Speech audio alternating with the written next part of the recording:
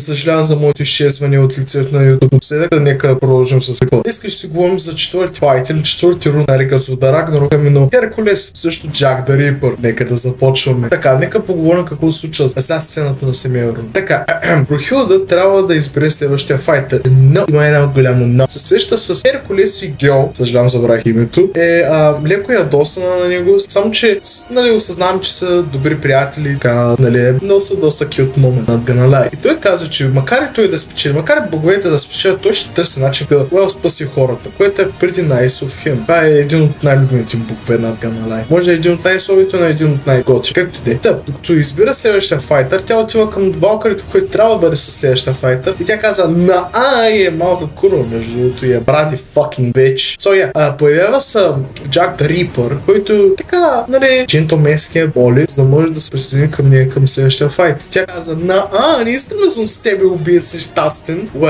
Не му хареса отговора, реално. Я фаща за врата и тя се появява неговия Divine Weapon. Неговия Divine Weapon е ръкавици. Ето тези ръкавици. Невероятно, знам, вау. Както и да е. Прената на файта, между другото, е много яка. Изглежда като fucking Replicate of London. Нека да обясним какво аджаба е баксторито и на двамата. Така, първо на Херкулес, че е малко по-лесно. Той е бил доста смело, леко бедно момче, искал е доста приключения, искал е да стане силен и така нататък. Като е разбрал от, нали, като цяло хората в Атина, че, нали, в палеса на Зевс има кръв, нали, от Зевс в тази чаша, този свещен бокал, не знам какво се води, той искал много да я изпие, защото също е разбрал, че който я изпие или който падна в нея или каквото и да е, ще получи мигновенна сила или нещо този сорт. Ще получи силите на Зевс, реално погледно.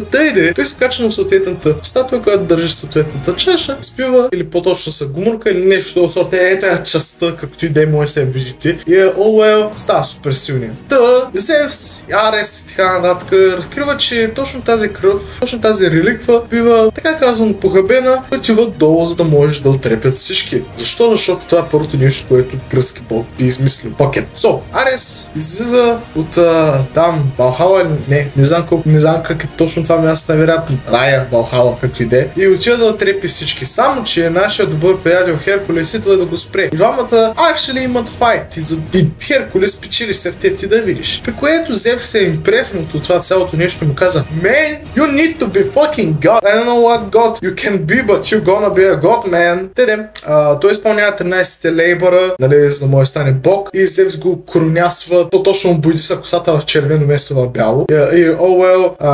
Така става бог. Fuck it. Историята на Джак да Рипър е доста тъжна над Ганалай. Това може би една от най-тъжните истории в цялото предаване над Ганалай. Почва в Лондон, то в 1800-1700 някъде там, нали, по време на индустриалната революция. И гледаме нашия приятел Джак да Рипър, който е малко лапе, което изглежда fucking cute над Ганалай, че е бедно. Actually е доста бедно и живее с майка си в някакъв забутан хотел. И трябва всеки ден да отива до кофти, за да може да търси храна, за да може да оцеле с майка си някакси. И всеки път, когато занася храна за майка си, нали, за себе си някой път, гледа усмивката и гледа държанието и като цяло той може да вижда душата на хората. Това умение, това е неговият шаренган. Той може да види душата на човека, какъв цвят е и, нали, каква е по-точно. Което е през лора на лошо като умение, нали. Сега като, нали, за малко да го затворя, така казвам, за затвора, защото крадел буклука или нещо толкова. Така се е считал, че ако взимаш от буклука на практика, крадеш или някаква такава простия, както и да е, се връща с храна и вижда майка си как плаче на леглото. Тя се обръща, полудява и иска да го отрепи и каза, че е виновен той за цялото положение и така нататък. И той разкрива, че го е правил това цялото нещо, защото искал да се търве от него и да отиде с някой много по-богат мъж и някакви такива глупости. И баща му е някакъв много богат мъж, който ги е изоставил и, нали, като цял някаква простотия. Той полудява и убива майка си. Като вижда страха, болката и така нататък в душата, и той вижда, че това е много по-красива гледка от това, което е виждал през живота си. Психопат, точно така. Той тогава убива хора, за да може да вижда все повече и повече тази гледка. Демек убива, за да може да види красота. Невероятно бих казал. Виждали сме такива герои, нека да си го признаем. Така, какви са уменията на двамата? Обяснявам много кратко. Както обясних за Джак да Рипър, е да вижда души, но неговия Divine Weapon е много по-интересен, много по-полезен. Така, когато докосне нещо, самото нещо, което докосне, става Divine Weapon. И тук в този епизод, между другото, разкрива този файт по-точно. Разкриваме, че Divine Weapon са единствените weapon, които може да убият боговете. I'm not joking. Fucking Херкулес say that shit. Така, Херкулес от друга страна притежава, нали, не човешка сила, не човешка способност, нали, като спит и така нататък. Ясно е. Но главно не човешка сила и не човешки стрен, както и да е. Но другото нещо е, че има този клъб, който този клъб е част от 13 лейбъра. И то може да се превръща в тези 13 лейбъра, които му дават различна сила, но има едно огромно но. Той получава маркове, някакви татуировки или там каквото са броят и